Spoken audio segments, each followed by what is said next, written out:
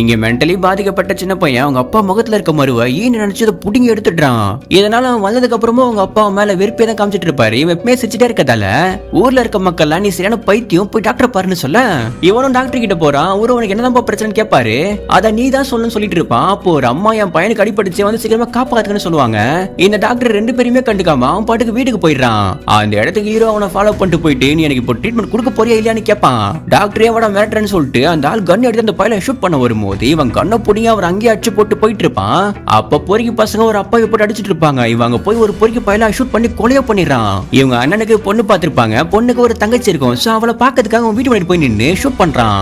அந்த சவுண்ட் கேட்டு அந்த பொண்ணு வெளியே வர அவளை பார்த்ததுமே ரொம்ப புடிச்சு போயிட்டு சோ அண்ணன் கல்யாணத்தப்போ அந்த பொண்ணு கிட்ட அவன் பேச ட்ரை பண்றான். ஆனா ரொம்ப கூச்சமா இருக்கட்டால கல்யாண ஆல்பத்தை எடுத்து அந்த பொண்ணு போட்டோவை மட்டும் தனியா பெரிய ஃப்ரேமா போட்டு வீட்டுல வச்சுப்பான். ஒரு நாள் அக்காவை பார்க்க தங்கச்சியும் வந்திருப்பா. ஹீரோவும் நம்ம காதல சொல்லி ஆகணும்னு சொல்லிட்டு அந்த ஃப்ரேம்ல ஐ லவ் யூ எழுதி அதை கிஃப்ட் மாதிரி பேக் பண்ணி அவ இருக்க இடத்துல வச்சுட்டு ஓடி வந்துருவான். ஆக்சுவலா அவளுக்கும் ஹீரோவை பிடிச்சிருக்கும். சோ உடனே ஹீரோ கால் பண்ணி நான் அவனை மீட் பண்ணணும் மொட்டை மாடிக்கு வான்னு கூப்பிடுவான். இவனும் அங்க போயிட்டு அவன் முகத்தை பார்க்காம வெக்கத்தோடவே அவன் காதல வெளிப்படுத்திட்டு இருப்பான்.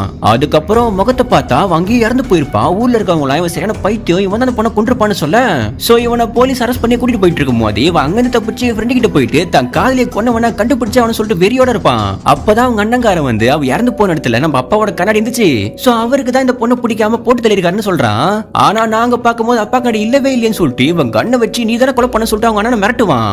அப்பதான் அவனும் உண்மையை ஒத்துக்கிறான். இந்த பொண்ணு மட்டும் தம்பியை கல்யாணம் பண்ணிட்டான், சொத்து 2 பங்கா பிரிஞ்சிடும், இவனுக்கு ஒரு பங்கு போயிடும் சொல்லிட்டு தான் தம்பிக்கு கல்யாணமே ஆயிடுவா சொல்லிட்டு இவன் தான் அங்க வந்து அந்த பொண்ணோட கழுத்தை நடிச்சு கொலையை பண்ணிட்டு போயிருப்பானே.